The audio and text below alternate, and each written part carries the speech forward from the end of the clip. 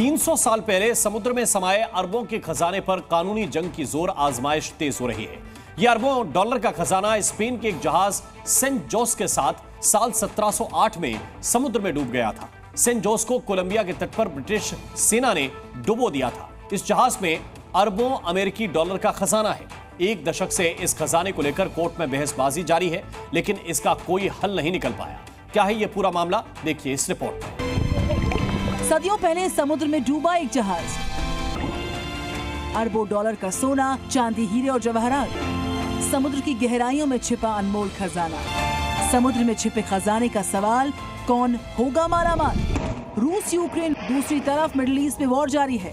एक तीसरी लड़ाई भी लड़ी जा रही है जिसकी चर्चा कम है। ये लड़ाई करीब एक दशक से चली आ रही है। हालांकि इस युद्ध में बम बारूद नहीं बल्कि कानूनी तीर चल रहे हैं। ये कानूनी जंग अमेरिका, कोलंबिया, बोलीविया, स्पेन और पेरू के बीच जारी है। ये लड़ाई दुनिया के सबसे बेशकीमती जहाज के खजाने के लिए हो रही है।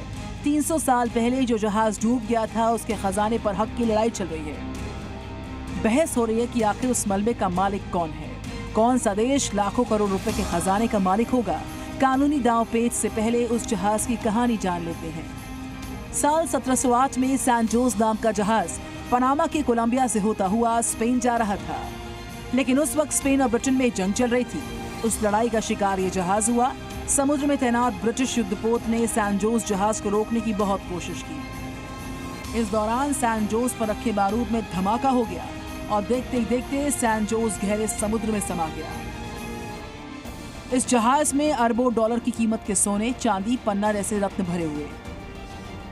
सैन जोस को दुनिया का सबसे मूल्यवान जहाज का मलबा माना गया है।